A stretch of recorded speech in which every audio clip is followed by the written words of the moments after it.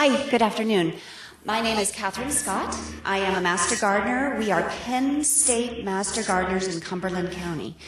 The Penn State Master Gardeners are an operation that is organized through the extension offices. Our land-grant university that we are attached to is Penn State. You probably know about the land-grant universities being in this business. This program was started years ago, back in the 80s, in Oregon, I think. Oregon and Washington State. We've been a program since the late 90s. I want to introduce, I am Catherine Scott. I've been a Master Gardener since 2002. I will be speaking first on soils and compost. Second is Bill Bowers here at the end. He will be speaking on vegetables. Bill has been a Master Gardener since 2010. Pat Welfley, next in line there, has been a Master Gardener since 2008. She's going to be speaking to you about annuals. You can see she's brought some up here to show you. And last, we have Monica Rahn here on the end. She has been a Master Gardener since 2012. She'll be speaking about gardening in containers and small spaces. Each of us can talk a lot about a lot of things in gardening, but we each have our specialties, our passions. And so what you're hearing today are our passions. We encourage questions. Please stop us. This tends to be very informal. And if there's something at the end that you'd like to, talk with us individually, we'll hang around a little bit afterwards, okay? Okay. So I am going to talk to you about soils. The essence of great gardening is great soil. When we are talking to our customers, the people in the community about consumer horticulture, we're talking about putting the right plant in the right place. If you take an azalea and you stick it on the edge of a parking lot, it will die. If you take a marigold and you stick it in the shade where it is wet, it will die. It will not adapt. Plants either live or die. So it's important to understand that great soil, the right location, the right plant all go together. When we talk about soil, we're talking about underlying geology, the rocks that are below the soil. In my neighborhood, I largely have limestone below my topsoil. And that means that my soil is very alkaline. All right, high school chemistry was a long time ago. But I'm going to ask you, who remembers about pH? No, okay, sort of, kind of. So pH is a scale, right? It goes from 0 to 14, and the mid-range is 7. pH is like a window on you know what it's like? It's like a smartphone. So you can picture being at, Disney World, and you're holding up a smartphone to take a picture of somebody. I'm going to take a picture of you. If I get you right in the middle, your pH is 7, right? You're right in the middle, perfect, right in the middle of the screen. If I move the screen slightly off to the side, I'm going to get his right shoulder. I'm not going to get a good picture. That's a lower pH. Some plants are happy with a lower pH. If I move the screen slightly higher, I'm going to get his left shoulder, a slightly higher pH, more alkaline. Still not a great picture, but there are some plants that are happy with a higher pH.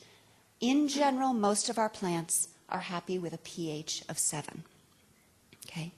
So we can talk about soil fertility all we want, but pH is really the essence of how to make a plant happy. If you get that, again, smartphone camera, that frame right in the middle, the sweet spot right in the middle, on 7, the plant can take up the nutrients that it needs. pH. Okay? Also, when we talk about soils, we're talking about humus, which is the decaying organic matter. So again, my example of the azalea in the parking lot. Usually when developers come through, they come through and they scrape off all the good stuff, haul it away, bag it up, sell it to gardeners, and they leave you with a very thin layer of the good stuff, the humus, the decaying matter. And it's that plants need to be able to reach their little roots down in and pull up the moisture, get the benefit of the air spaces that are in there, and also get the nutrients from the soil. So pH, humus. When you talk about think about in your own garden the ability to reach your hand down into your garden and wiggle your fingers around in the soil. That's called tilth and friability. Tilth and friability, and you want that in your soil. If you can picture going to your own garden and doing this, you don't have good tilth and friability, and you need to start thinking about adding organic matter to your soil. In our area here, we have a lot of clay, and so we're adding a lot of organic matter to the soils that we garden with. Great soil equals happy plants. Right plant, right place, pH is important, and that tilth and friability, also important.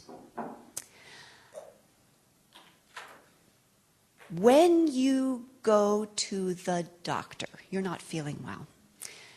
The doctor will do a diagnosis on you and will give you a prescription, if you need one, for a medicine. You wouldn't think of going to a pharmacy, up to the pharmacist, and getting some random prescription you're not quite sure what you have. It's the same thing with gardens.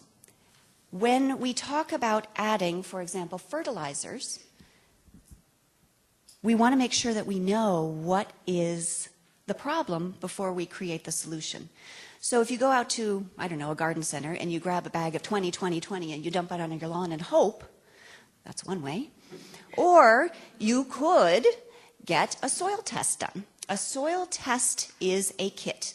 It is sold by Penn State. This is what the outside of the bag looks like. They're $9. So what do you get when you get a soil test? You get this 3-page form, and it's going to ask you, what are you trying to grow? Are you trying to grow crops? Are you a professional farmer? Are you trying to grow grass? Are you trying to grow brambles? Are you trying to grow vegetables? Are you trying to grow herbs? What are you trying to grow? So it's going to ask you, what are you trying to grow? Fill out your information, name, address, telephone, and then they're going to send you out to get your fingers dirty in your garden. Out with a bucket and a spade. You're going to go in the area, scoop out about 9, 10 different samples, stick it in a bucket, mix it around, and pull one sample out to put in this little bag, which you will then mail back in the sack with the form to Penn State.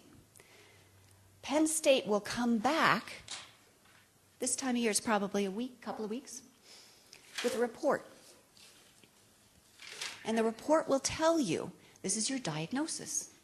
It'll tell you, you have good soil for what you're growing, or are you kidding me? This is never going to work. Also tells you very specifically what you need to add. Now, this is a soil test that I had done a number of years ago. I'm happy to pass it around. This was for a project that the Master Gardeners did for the Harrisburg Symphony. We did a show house garden. And I did a soil sample prior to putting in an herb garden. And you can see, as you look down here, see those bars across there? They're going to tell me if my nutrients in the soil are deficient, the middle is optimal, or way out of range. And down here at the bottom, it's going to tell me how much I need to add of particular nutrients in order to correct that, again, for that particular crop that I'm growing. So it's a very specific diagnosis. Again, I'm not just dumping fertilizer down and hoping. I've got a specific crop, a specific site, a specific diagnosis, and a specific plan. Does that make sense? Okay, I'll pass this around just out of interest. Okay. And a word about fertilizers. So fertilizers, every bag of fertilizer that you can buy has 3 numbers on it. They're N for nitrogen, P for phosphorus, and K for potassium. NPK. And there's a mnemonic to remember what those 3 numbers mean. N, up. P, down. K, all around. N, up. It takes care of the leaves. P, down, takes care of the roots. K, all around plant health. Up, down, all around. Nice little mnemonic. So when you go to the garden center next time, look for those at NPK and think up, down, all around. Okay?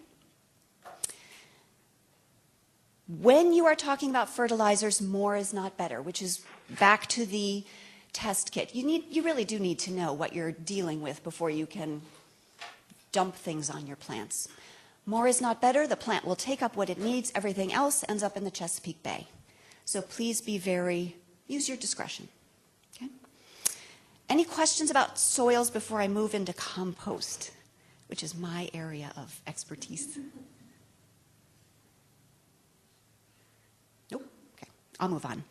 Okay, compost. So when we were trained as master gardeners, the person that came and trained us on compost said, if it rots, compost it.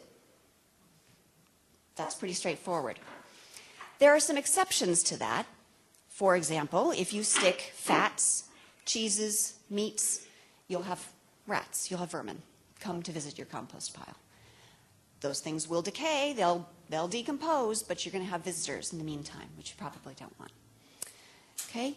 The decayed organic matter that is in compost is going to be a mix of browns, things that are high in carbon, and greens, things that are high in nitrogen. So an example of browns would be leaves, like the leaves in the fall, and greens would be things like grass clippings, vegetable waste, coffee grounds, tea bags, fruits and vegetables.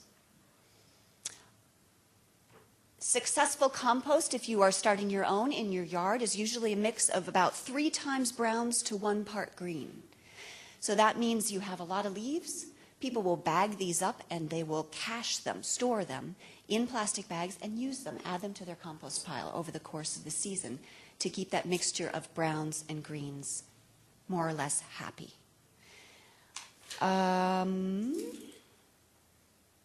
You can do composting in a number of different ways. There is not one right way. Penn State offers a course on, they call it 3-bin composting, but honestly, you don't have to be that fancy. Mine is not that fancy. I pretty much dump things out in my compost bin and send my husband out once a week or so to turn the thing over with a pitchfork, and that pretty much does the trick.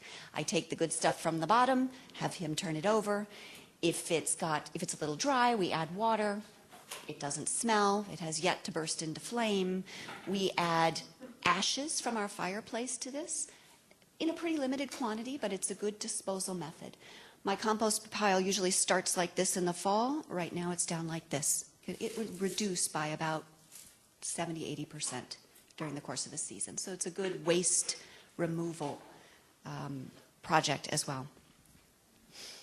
You can compost in a bin, or you can dig a hole in your garden, and you can put leavings from your kitchen right in the hole in the garden. I read a book a lady used. She had compost from her garden. She would put it into a hole in her garden and just keep filling up the hole. She would put then a stone on top of that composted material, and she would wait until the stone sank down, at which point she had a perfect planting hole for the next plant that she bought.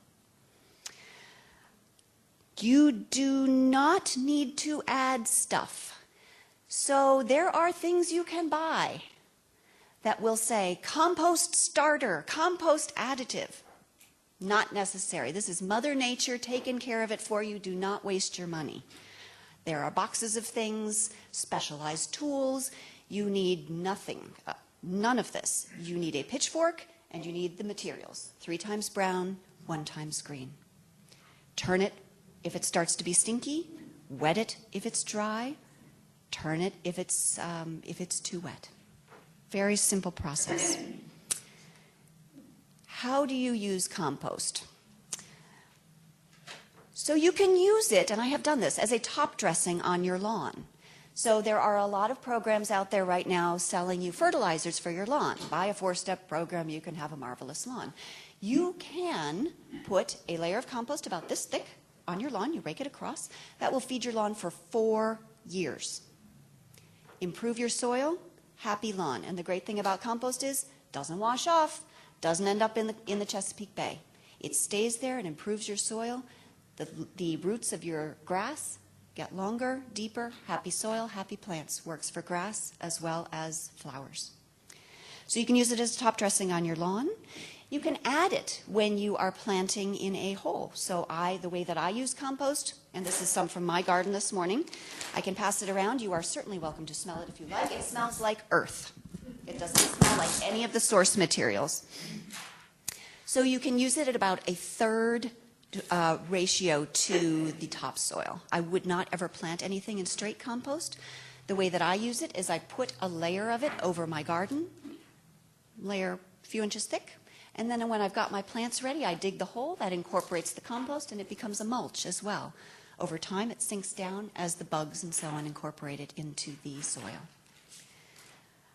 A great way to start a new garden, if you have an area of grass that you are sick of looking at and you would rather have flowers, is to rope off that area, put down wet newspaper, pile compost on top of that. I started my garden with a layer about this thick. After a period of time, it came down like this. I dug right through the newspaper, which had smothered the grass. No weed killer necessary. Incorporated the compost, planted my garden. No weeds. Super easy. No Roundup, nothing. That is my presentation on soils and compost. Bill is next. Should I take questions now or wait till the end? Any questions on soils and composts? Maybe you'll think of something near the end. Okay, Bill? Hey, thanks. Good afternoon, folks. Oh, yeah, I got to talk into this, huh? Very nice segue here into vegetable gardening because my passion is vegetable gardening and fruit growing too, but I'll try to hold myself down to just vegetable gardens today. As you can tell, we are passionate about this, and it's hard to get us stopped once we get on a roll. But we'll try to keep you here at least until 2 o'clock, because that way you don't have to work. Oh, there is some management here, I understand, so sorry about that.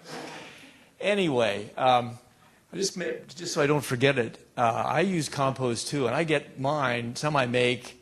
It takes a long time to make compost unless you're an active compost person and have some of those drums and things that, and I'm not very good at turning it regularly and watering it, so mine takes a while.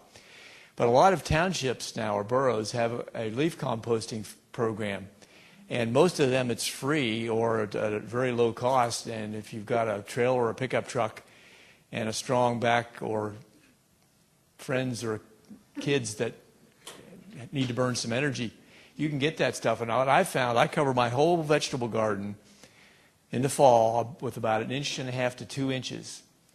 And I just leave it there. And that is wonderful for weed suppression, particularly the winter weeds. And I do the same thing. I do not till my garden at all. I planted sugar peas last Monday. I made a row. You mix in the compost with the soil right there, drop them in, and away you go. Saves a lot of time. I have a really nice rototiller Troy built for sale if anybody's interested. How many of you eat vegetables? How many of you like to eat vegetables? Do you like fresh vegetables or canned vegetables or frozen vegetables? Fresh. There's no better way to get fresh vegetables than to grow your own. Now, Catherine talked about the soil, and that's very important, and you can do some things to improve that, but pretty much what you have is what you got, you know. You can improve it some, and if you're in a limestone country, you have soil that grows good things. I used to work with a fellow who lived in a limestone area, and he said, you just throw your seeds on the ground and step back and watch them grow. It's not quite that easy, but there's not really too much you can do about that other than pick your spot. Don't pick a spot the soil's wet for your vegetable area. You need at least 6 hours of sunshine a day. Full sun is good. They love sun because what does sun do with plants? Photosynthesis. Remember that from Biology 101 or whatever it was? Where is the garden from the point of view? Do you want to be able to see it? Do you want people from the road to see it? Do you want part of your landscape? Or do you want it kind of hidden back away? Because sometimes they can get a little bit out of control with weeds. Although I declare war on weeds from the beginning, and I don't have a lot of problems with that. Location to water. Most vegetable plants need 1 inch of water a week, 1 inch a week during the growing season. There will be weeks in 9 out of 10 summers where you will need to do some watering just to keep things going. So if your source of water is way down there and your garden is way up here, you might want to look for another spot. Or you're going to get some good exercise. You won't need to go to the gym. Okay, just a couple things about that. Now, all right, I'm going to use some things that I've used in a Let's Plant a Vegetable Garden and just kind of hit the high points. I have a stack here of seed catalogs. If you sign up for 1 or 2, you'll get 15 or 20. I would appreciate not having to take these home with me. Okay? So this pile right here is free. And if you take it home with you. Okay? It's a little late to be kind of studying them, but I really enjoy picking a nice sunny day when you had snow on the ground and you've got your snow taken care of, and you can sit down and say, okay, let's dream about next summer, next spring, when it's time to plant seeds, and go through there and find some seeds. I'm a big believer in growing what you like. If you like tomatoes, grow tomatoes. And there's all kinds of tomatoes, and they are a challenge in this climate. If you like sweet corn, unless you have a farm, I'm going to try to talk you out of that. It's hard to grow because you need fairly large blocks to get good pollination. There's lots of roadside stands that'll pick it in the morning for you and you don't have to do anything but husk it and cook it and eat it. But other things, each year try to grow something unique. It's fun to grow things. Let me give you examples of some things I've grown. I've grown quinoa. You know what quinoa is? When it's a little plant, it looks a lot like a weed called lamb's ear. If I didn't know what that was and hadn't looked at that, I would have pulled them all out for weeds. I've grown cotton. You know we can grow cotton here? When global warming gets to Pennsylvania, I'm going to plant my whole lot in cotton. It's fun to grow. Grandkids love it. They took it to school. People would ask me, what are you going to do with that? Cotton. I said, I'm going to talk about it. It's hard to find a cotton gin, I haven't found one yet. But it's fun to grow things like that. It makes it interesting and gives you something to talk about. Okay. pH was covered, NPK was covered. I did not know that little that you gave us. That's super. Yeah. Nitrogen up in the leaves. That's great. Mulch is a gardener's friend. There are early season plants for a vegetable garden. Things like lettuce, sugar peas, or edible pod peas. They're one of our favorites. Onions, broccoli, cauliflower. Late March, early April, this year maybe mid-April, late April, is the time to plant those things. Even potatoes. I cut my potatoes this morning. We're going to be going away for a few days this weekend into next week. I'm going to plant those before I leave if I have to mud them in. And that's not a good thing to do. But one advantage of not tilling is my garden dries out more quickly in the spring.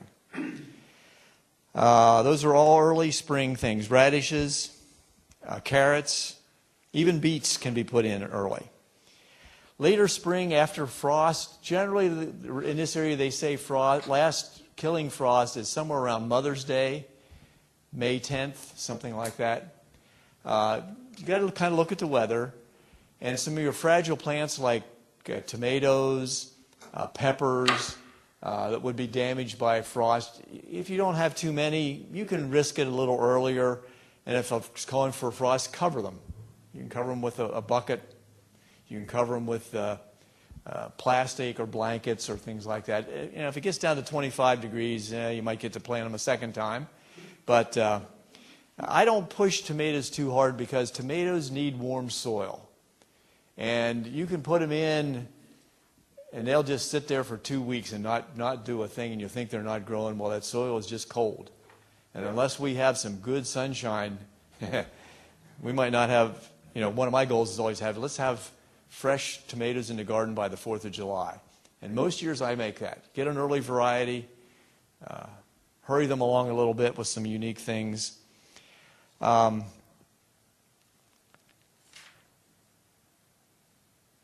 Okay. Should you plant seeds for things like tomatoes or peppers, or should you buy plants? If you have a place inside and you like to do inside gardening, you can get seeds from the seed catalog much cheaper. Get some of those little pots to plant them in. You may need to transplant them, get a grow light. Really, any fluorescent light should work for that. And you can grow your own. You have probably a better source of varieties that way than you do if you go to different places to buy plants. Plants are easier. I've tried growing the plants, we're growing it from seed, and if you miss 2 days of watering, or you let them in the sun too long when you're kind of hardening them off, you get to start all over again or go buy new ones. So I've kind of decided, there are just some things you pay other people to do for you. I pay people to raise plants from seeds, and then I take it from there.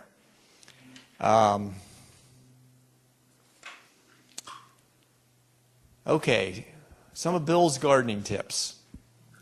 Start small and grow. Don't plant a great big garden the first time you've decided you're going to grow something, because it will overwhelm you. Grow a couple of things you like. If you like green beans, grow 10 feet of green beans. See how that goes. Plant what you like. Most important. Have a handy water source.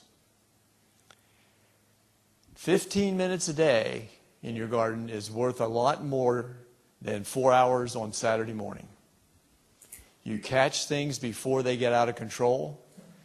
Those weeds are only this big, you can pull them right out. They don't get a big root on them that you're fighting to take care of. Spend a little bit of time, if not every day, 5 out of 7 days every week. Take a look at that garden. Read, read, read. There's all kinds of great information out there. Two references I'd like to share with you, and I have these. I have 2 for sale. I'm not making any profit on this. You guys can. One is called Vegetable Gardening, Recommendations for the Home Gardeners in Pennsylvania. Super. I'd have brought mine, but it's kind of dirty for a reason. I use it. Every crop that you would grow in your garden, mostly, I don't think there's anything on cotton or quinoa, but they're pretty unusual, is in here. It is light on tomatoes, but there are other good sources for tomatoes. That's $10. This one, Herbs for the Home Gardener. Herbs are becoming a really hot gardening product, and they're excellent. I have a raised bed right near our deck that my wife tells me what to put in there, and then she goes and harvests it. And this is a super reference for that. It's $8. So those are ones you have to pay for. You've already got the story on this one. That's the soil test kit. I mailed mine last week. I think it cost about $2.50 or $3 to mail it. Postage still $12. If you've seen the price of fertilizer lately, getting the right stuff is pretty important, both crop-wise and financial-wise. I have to give a couple of plugs.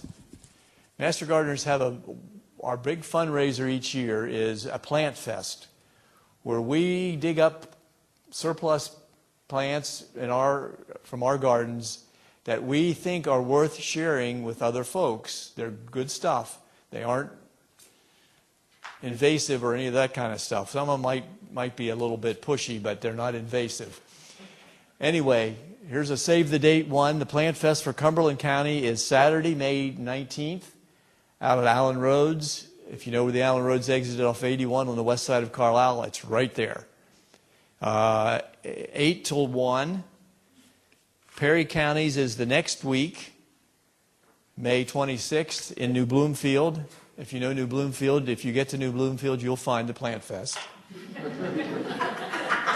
Don't tell my Perry County friends I said that. Anyway,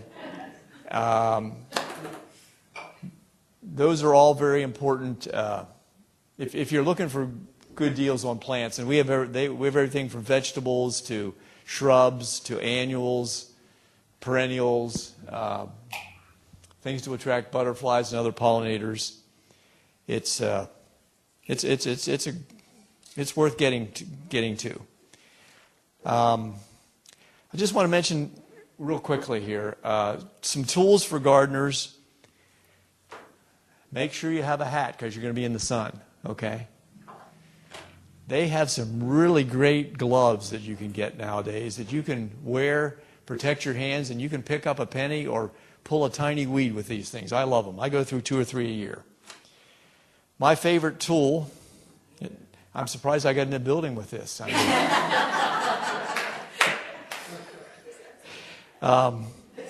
It's great for weeding. It's great for planting. It has a little scale on here, so you can, it says plant 3 inches deep.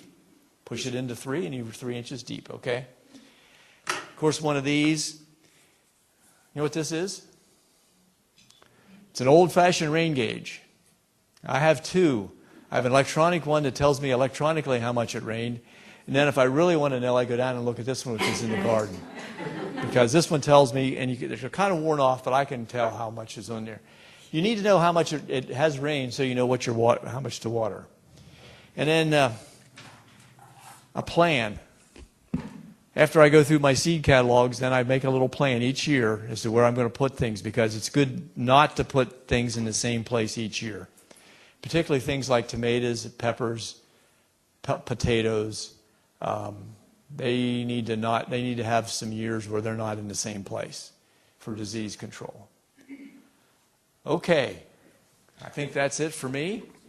Hold your questions till the end, I guess. Hi, my name's Pat. My passion is shrubs and trees, and I'm talking about annuals. But I do put out about 30 pots every year, and I've been doing that for the last 15, 20 years. So I've learned a few things. One of the things that I've learned is if you're going to do something wrong, it's going to be mixing your plants wrong, like putting dry plants with plants that like a lot of water. And other than that, you're not going to mess it up. If you like those plants, put them in there. Or if you put them in the shade and they like sun, or vice versa, that's not a good thing as well. There are actual plans to pot annual pots. One of the things you want to pay attention to is scale. So you can see there are different sizes. Don't put a plant that's going to be 20 inches by 20 inches in a small pot, especially if you're going to put it with something else, because it's just going to be too small. Whenever you're planting sweet potato vines, remember that there are going to be tubers at the bottom of that pot. So don't put a big sweet potato vine or 2 in a small pot, especially if it's plastic, because it's going to break out. Certain things. Whenever you do it, there are 3 types of plants you're going to look for. We call them thrillers, spillers, and fillers. So I'm going to talk to you a little bit about them. And if you go to a garden center with a plan on what you want, you're way better than me. I go and I walk up and down the aisles, and I make sure I have a big cart, because I know if I find it and I like it, it's going home with me, and I'm going to find a spot for it. And when I do that, usually I'll find different spots for it, and I'll have several plants left over, and then I have to go back to the garden center so I can fill in. Also, I wanted to tell you, I do have a compost pile. It's been there for 7 years. I've never turned it. I've never taken anything out of it, because it always seems when you're supposed to be doing that, I'm out doing something else. But I know when I get down there That stuff in the bottom is going to be good. And I'll get there someday. I'm just not sure. It probably won't be this day, but it'll get there. So when you're starting to fill your pot, the first thing you want to put in are thrillers. These are the show, the cream of the crop. These are the ones that their eyes are going to go straight to it. This is a cordyline. This is a common one. Another one that you see a lot is a spike. Everybody picks a spike. Don't be afraid to be creative here. Go for the cannas. Go for the bananas. Pick up a big mandevilla. Do you know what that is? It's a big climbing plant. Pick up one and put it on a trellis and put that in the middle. Anything that's really going to catch your eye. And grasses, the purple fountain grasses, that's one that's really popular that a lot of people pick up. Let me see what else I can pick up. Millet. Millet is gorgeous, and it really brings the birds in. I've done that many times, and I probably go do that again because it's really fun. Angelonias. So you can pick either flowering plants or non-flowering plants. It doesn't matter. Pick whatever you want. But angelonias get real tall and bloom all summer. Butterflies love it. So pick some of those. Persian shield is one for the shade. It's got purple colors to it. It gets real tall and it gets bushy, but it gives you a perfect centerpiece, something to bring your eyes to. After you pick your filler, pay attention to where your pot's going. If it's going in a corner, you can put your thriller right back in the back. So, because you're only going to see it from the front, right? So you can put that in the back. If you're going to see it from all sides, stick it right in the middle, because that way you're going to fill in. After you have your thriller, then you pick up what we call fillers. And that's exactly what they do. They fill the pot. They're there to add composition and mass. And color. So some of the fillers that I'll use, I love pentas, full sun. Butterflies love it, blooms all summer, gives you a lot of colors. Flowering vinca, another one, will take a lot of sun. Marguerite daisies.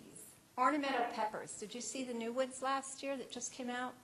They give you the most beautiful black or red peppers on them, small peppers. And you can eat them. Some of them I've heard are very hot, so be careful. I've not done it, but Diamond Frost is another one. It's a real pretty white, real dainty little flower. I've had that grow in both sun and shade.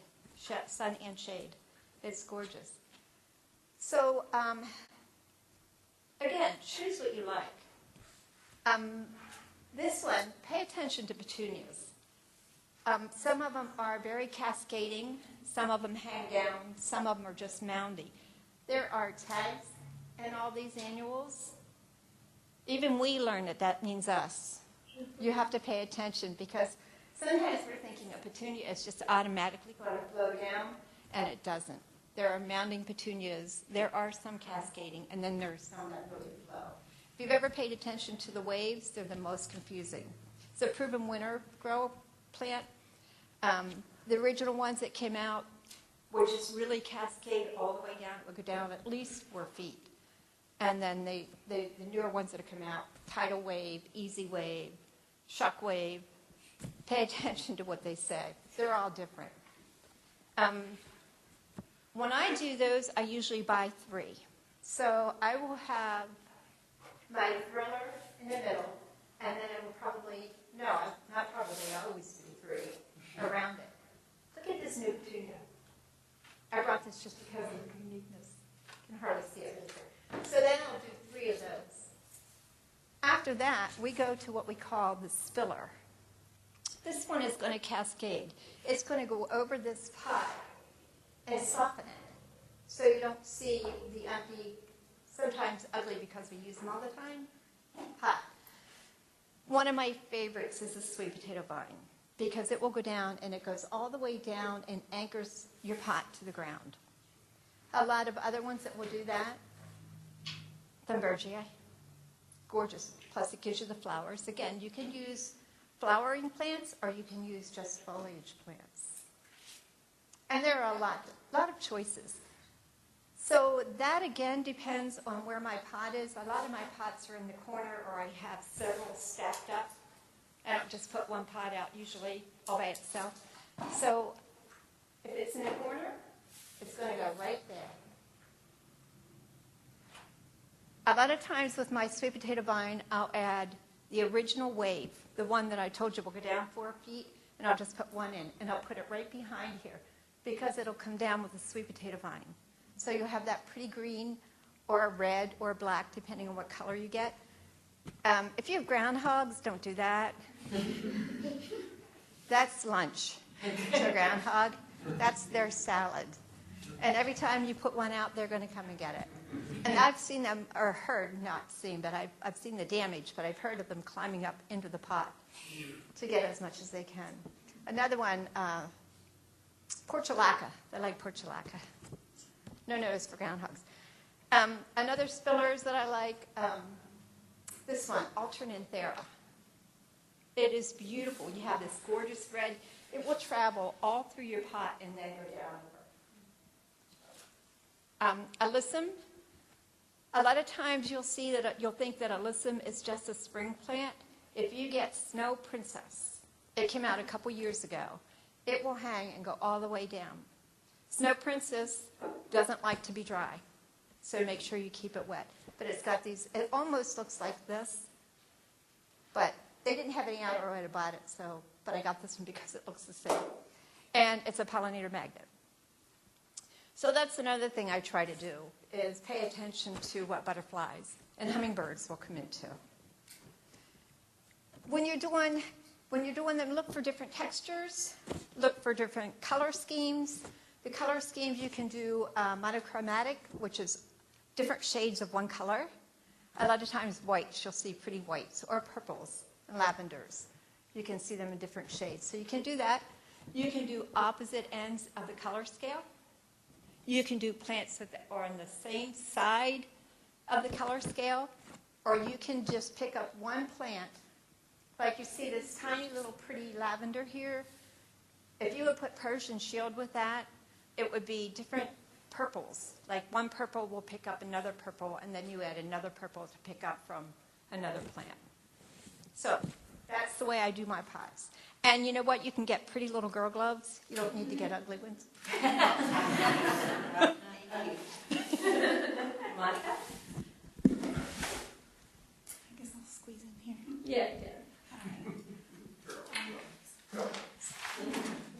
Name's Monica, and I've been gardening since, my mother said, since I was about 4 years old, when my brothers would put me in the garden and I would eat all the bugs.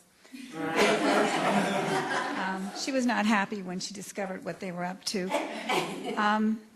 Gardening, Bill talked about the earth-type gardening and right on the ground.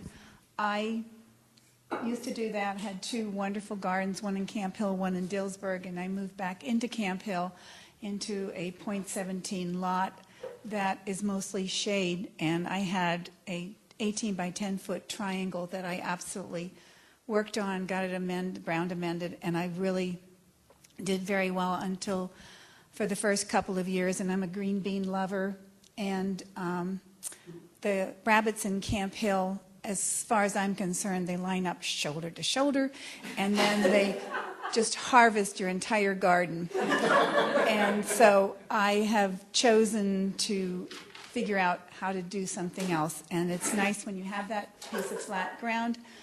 I have it, but basically you can't use it. And I also only get, the most sun I get is about 5 hours a day. I don't get the 6 to 8. And have decided that possibly gardening in pots is the way I'm going to go. A lot of people don't have the space, they have a lot of cement, they can't use that. There's no way that they're going to get the soil that you need. Or your site just absolutely is not suitable. I have a friend who kind of lives on the edge of a cliff. Great for getting rid of your old pot soil, but you can't grow anything on it.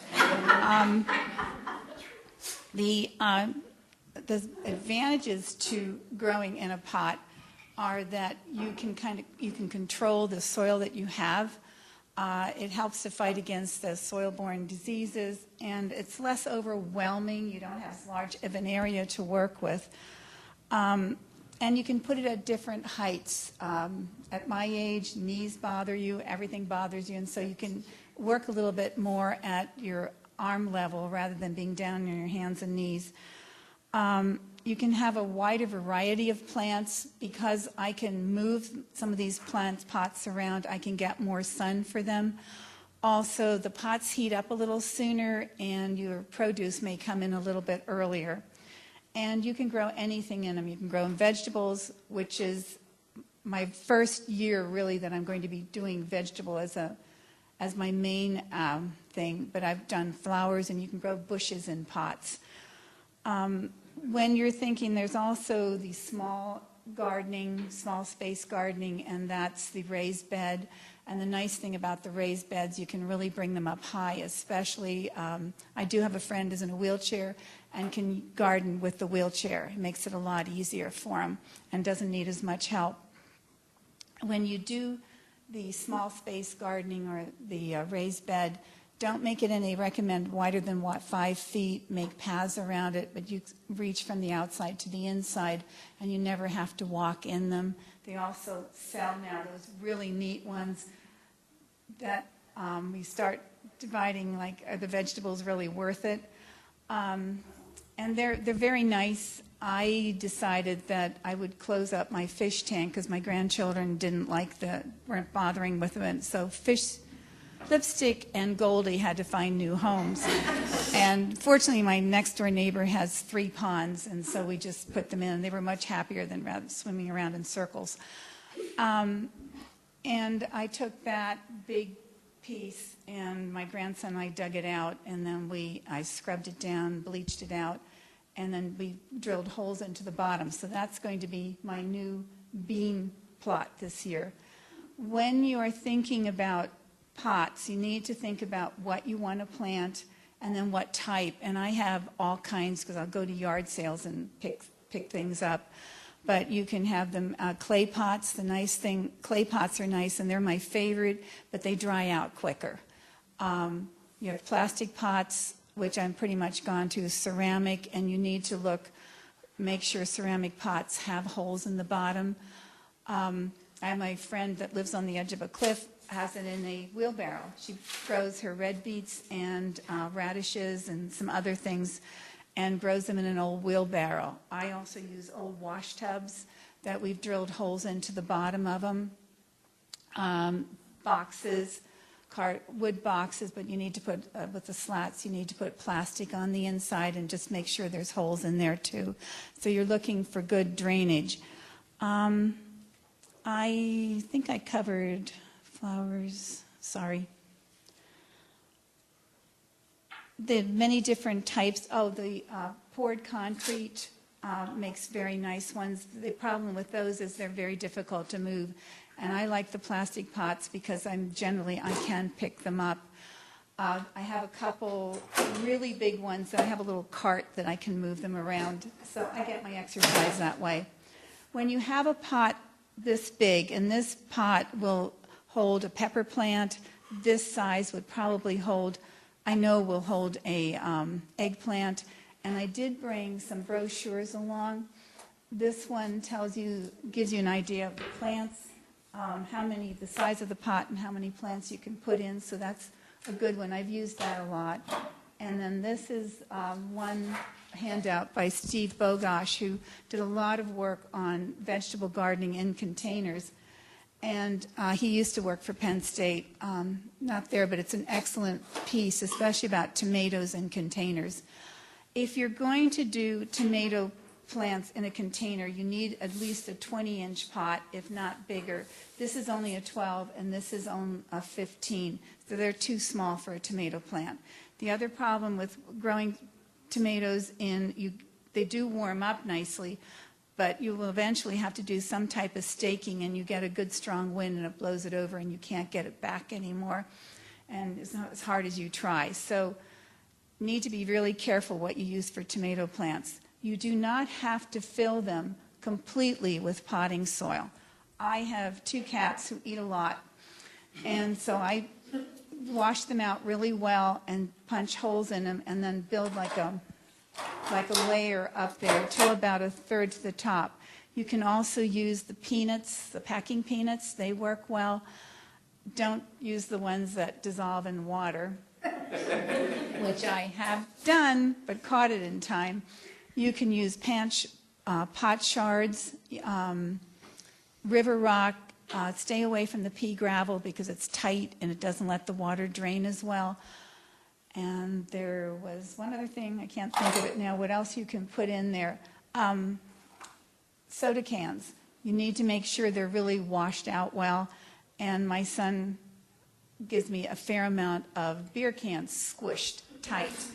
But you need to press these, where the cat food cans you don't have to. He has a little machine that you can push it down on. And in some of my smaller plants, I just put one of these at the bottom and sometimes go around the edge with the small cat food cans. You can be really creative on how you do that, but you don't have to fill this totally with potting soil.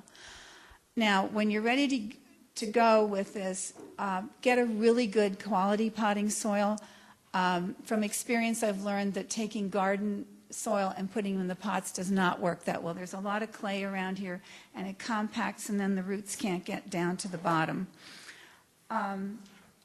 So you want to fill them in. You don't press down too hard. Fill it up to about 1 inch to the top, and then you either make a little hole to put your plants in, or you just spread your seeds the way you've always done it. You need to be careful. They need to be watered more than you do a regular garden, and you need to fertilize. I like to use the stuff that you just sprinkle in, and I work it into the soil. Steve Bogosh, he says, I know that they say on the container that it's 4 months, you don't have to replace, but in the pots, and especially vegetables, I do it about every 2.5 months. I check out and maybe sprinkle a little bit more on to encourage them to grow. One of the reasons that I have really decided to go with pots is that I love green beans, and then I plant my little rectangle, my little triangle, and I was doing very well, and then the rabbits found me. But I decided to go out and actually buy chicken wire, and my son gave me the slats, and I put this up, and I was so proud of myself, and I spent about $18 on that stuff. And then I had little beans, and then I had bigger beans, and I had these gorgeous plants with little green beans and blossoms, and I was just so excited and so happy that I could do this. And I'm going down the basement steps, and my garden is right up against it, and I came back up the steps, and I saw these 2 little brown ears going through my green beans. And I couldn't find out how Peter got in there. I couldn't figure out how he got out of there. But I was really frustrated by the end of the season, and $25 worth of supplies, I got 13 organically grown green beans. And that was, and the rabbit got, and I saved them so that I could have 1 meal of green beans. So if you're doing potted plants and you're doing this, remember, you can use a filler. You don't have to, careful not to press it down too hard. Plant your seeds, check it on water, fertilizer, and the thing is if you dump, Steve Bogosh recommends that every 2 years you replace the top third of the soil for the new plants, that you're reusing that. 2 years, as he said, the limit. And if you do dump them out completely, wash the pots out. I used to work in daycare, and it was 1/4 cup of bleach to 1 gallon of water. For the pots, I use 1/4 cup of bleach for 2 gallons of water. Just a very weak solution to make sure the pots are really clean. And I think that's all I have. Who gets this now?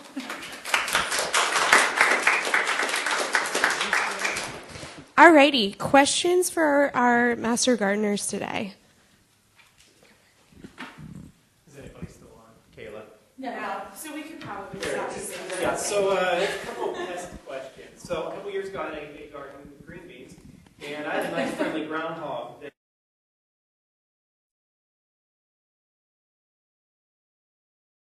The garden smelling really, really stinky.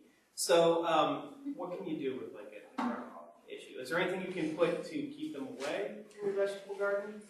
George Weigel, I've seen a presentation. This is the writer for the Patriot News. He's kind of gone off to his own and does garden tours and so on. And he does this wonderful presentation on groundhogs, which he considers an enemy of the state. He shows a picture with the groundhog with bandolier, across it and a little helmet. He has tried all kinds of things, including electric fence. Yeah.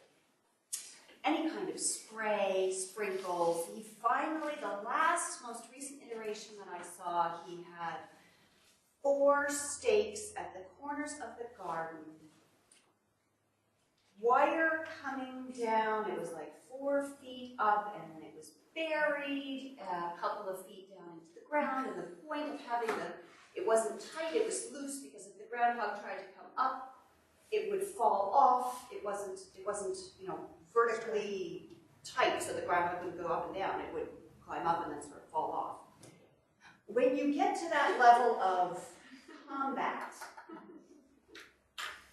you start asking yourself questions. It's like the $25 for the 13 green beans. So I live in Perry County. We call that entertainment. We all have guns.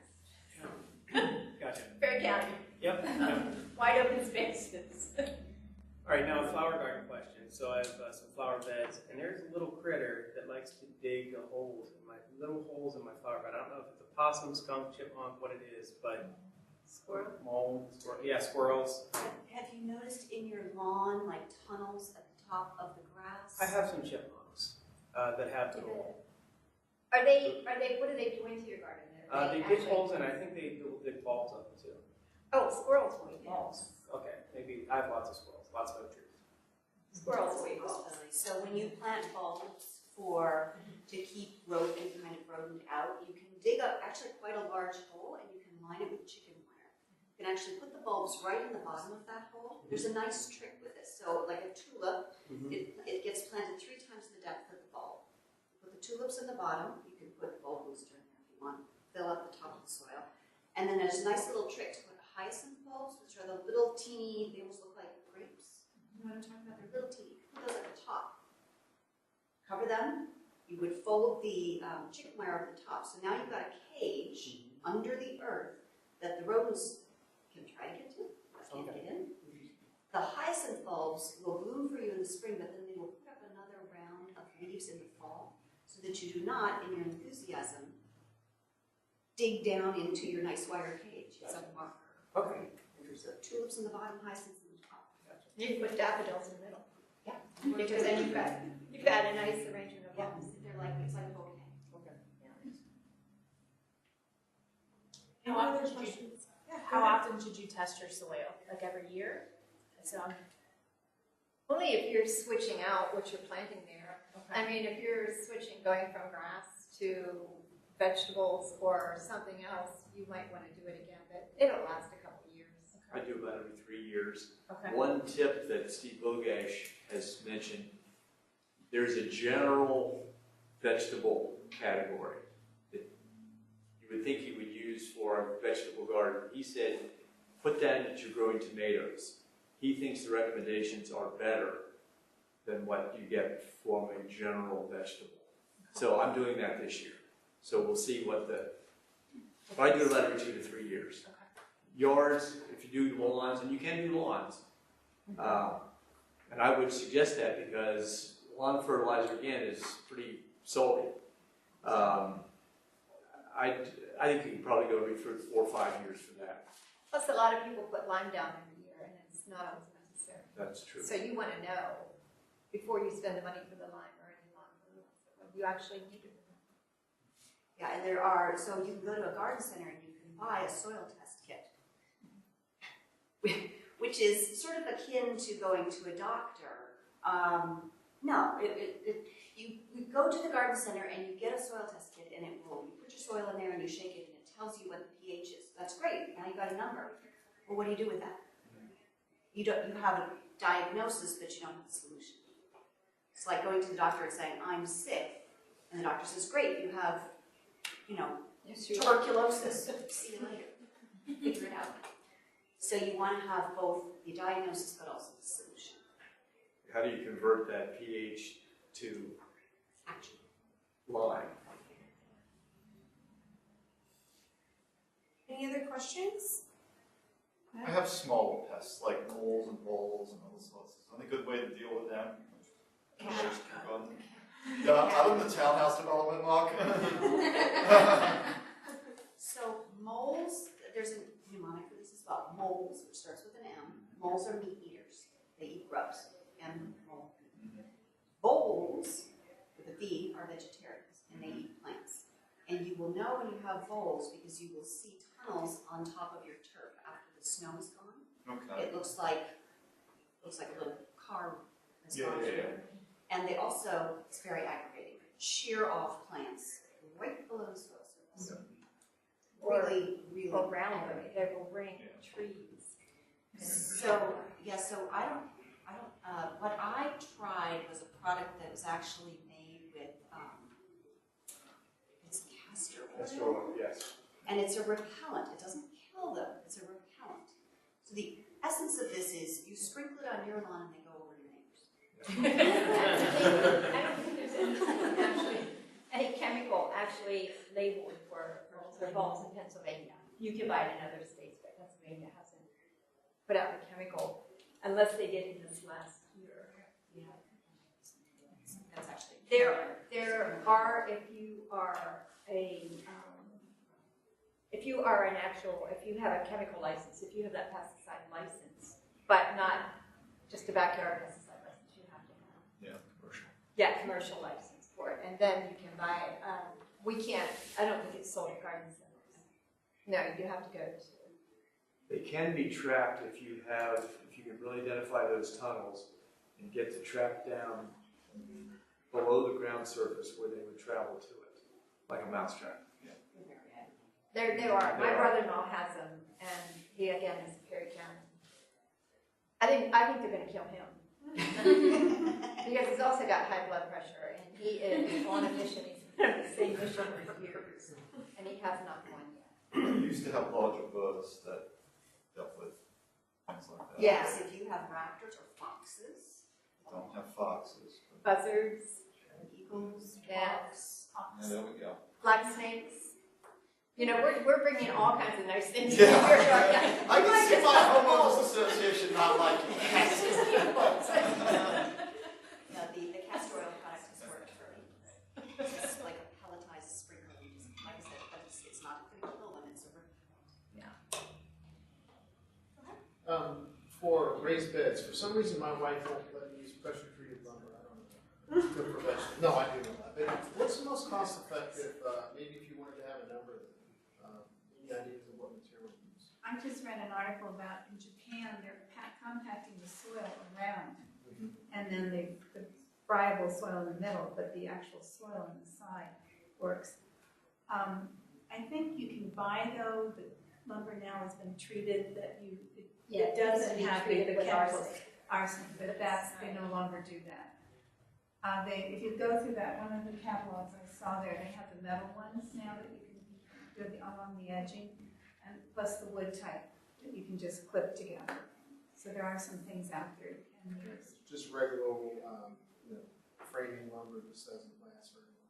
No. No, it doesn't. I built my first ones with just regular wood because I wasn't sure of whether the location was permanent or not. And I'm getting about 8 years. And I'm going to move them. So I'm probably going to do the same thing. Did you paint them? No. Remember that the lumber that touches the soil touches your plants, goes into your body. So chromated copper arsenate. That's what's in pressure treated lumber. They So used to be. It's right, but the old stuff, Yeah, copper it's- and arsenic, is going to be taken out by your plants. So they phase that out. So now you need to start thinking about things that are not going to travel from the edging to the soil to the plant to your body. I did forget one thing, and it was a very hard lesson to learn. If you use the soda cans, make sure they are really, really clean, because otherwise you're just going to have ants all over the place. I built my own ant colony in my one pot. So. Good pollinators. Yeah. Sure. There's better ones. All right. we have time for one more question. Anyone? The Master Gardeners often offer question and answer sessions. We set up in various locations around the county, around Cumberland County. Libraries, oftentimes we're at festivals. There is also a telephone number at the county extension office if you ever have a question. Now, this is just consumer horticulture, right? We don't want to talk to the farmers and so on. It's a separate group of people.